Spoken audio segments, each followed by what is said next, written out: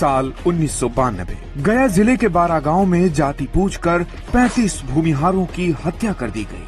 हमलावरों ने एक लाइन में खड़ा कर सभी का गला काट दिया। आरोप लगा माओवादियों के संगठन माओइस्ट कम्युनिस्ट सेंटर एमसीसी पर।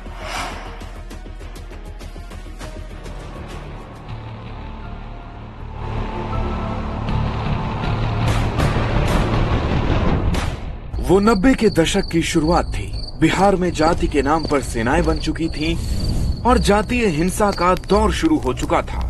23 दिसंबर 1991 को बारा गांव के पास बरासिम्हा में 11 दलितों की हत्या कर दी गई। आरोप भूमिहारों के संगठन सवर्ण लिबरेशन फ्रंट यानी एसएलएफ पर लगा, लेकिन एक भी गिरफ्तारी नहीं हुई। इलाके में दहशत का माहौल था।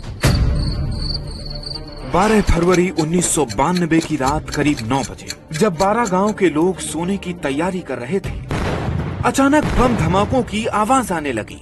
कुछ लोगों ने दरवाजा खोला तो करीब 500 लोगों की भीड़ हथियार लिए गांव की तरफ बढ़ रही थी। एमसीसी जिंदाबाद जिंदाबाद जिंदाबाद, लाल सलाम लाल सलाम। तभी 40-45 साल का एमसीसी कमांडर किरानी यादव सिर पर गमछा बांधते हुए जोर से चीखा, सबकी जाति पूछकर मारना, अपनी जाति के लोग नहीं मारे जाने चाहिए, और हाँ, महिलाओं और बच्चों को छोड़ देना। करीब 300 लोगों की आबादी वाले बारा गांव में 50 घर थे, जिनमें 40 भूमिहारों, 6 ब्राह्मणों और बाकी दूसरे जातियों के थे। ज्यादातर जमीनें भूमिहारों के पास थी। किरानी यादव के कहने पर हमलावर घरों के दरवाजे तोड़ने लगे। वो दरवाजे ना खुले, उन्हें डायनामाइट से उड़ा दो। इतने पर भी लोग घर से बाहर नहीं निकले तो किरानी फिर चीखा, एक काम करो, मिट्टी का तेल डालो और घरों में आग लगा दो। आग लगते ही चारों तरफ अफरा तफरी मच गई। बचाओ, भागो भागो। तभी किरानी यादव ने मेगाफोन से बोलना शुरू किया, हम तुम्हें मारने नहीं आए हैं, हमें सिर्फ रामाधार सिंह और हरिद्वार सिंह चाहिए, दोनों को हमारे हवाले कर दो। रामाधार सिंह भूमिहारों की निजी सेना एसएलएफ यानी सवर्ण लिबरेशन फ्रंट का कमांडर था। रामाधार बरासिम्हा नरसंहार में भी शामिल था और खुलेआम कहता था कि उसने 100 नक्सलियों की हत्या की है। हरिद्वार रामाधार का साथी था। जब एमसीसी के लोगों को इन दोनों का कोई पता नहीं चला तो उन्होंने गांव के करीब 100 लोगों के हाथ पैर बांधे और नहर किनारे ले गए और सभी को लाइन में खड़ा कर दिया। तभी एक हमलावर बोला, क्या कोई ऐसा भी है जो भूमिहार नहीं है? 3 भूमिहारों ने खुद को ब्राह्मण बताया, इसलिए हमलावरों ने उन्हें तुरंत छोड़ दिया। एक असली ब्राह्मण और 2 दलित भी छोड़ दिए गए।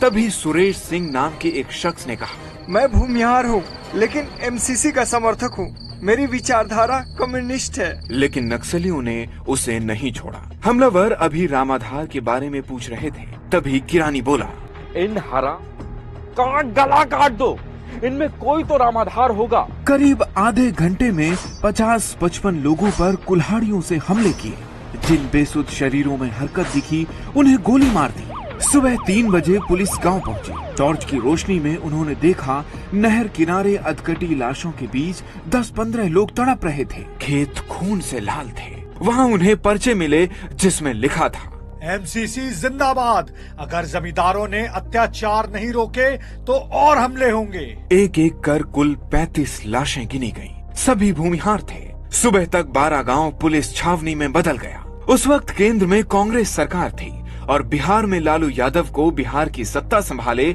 2 साल भी नहीं हुए थे। दोपहर तक मुख्यमंत्री लालू यादव डीजीपी AK चौधरी के साथ गांव पहुंचे। गांव अब भी जल रहा था। भीड़ नारे लगाने लगी, लालू यादव मुर्दाबाद मुर्दाबाद मुर्दाबाद, वापस जाओ वापस जाओ, लालू यादव वापस जाओ। महिलाओं ने लाठियां उठा ली, मर्दों ने पत्थर फेंकने शुरू कर दिए।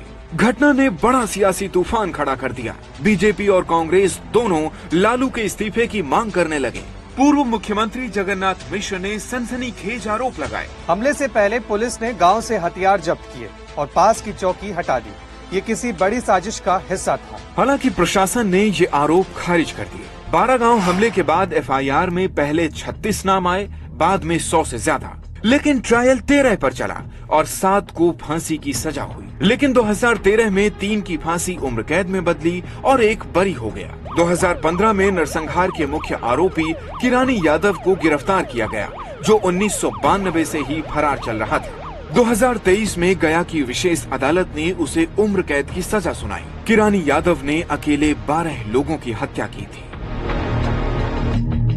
12 गांव नरसंहार के बाद बिहार में जातीय नरसंहार होते रहे। बिहार की सियासत बैकवर्ड बनाम फॉरवर्ड में बदल गई। राम मंदिर आंदोलन, मंडल कमीशन और बिहार में लालू का साथ देने की वजह से सवर्ण वोटर कांग्रेस से छिटक कर बीजेपी की ओर शिफ्ट हो गया, जबकि लालू पिछड़ों के नेता बन गए। आडवाणी का रथ रोककर लालू ने मुस्लिमों को भी साथ लिया। इसके बाद बिहार में कांग्रेस का सीएम कभी नहीं बना।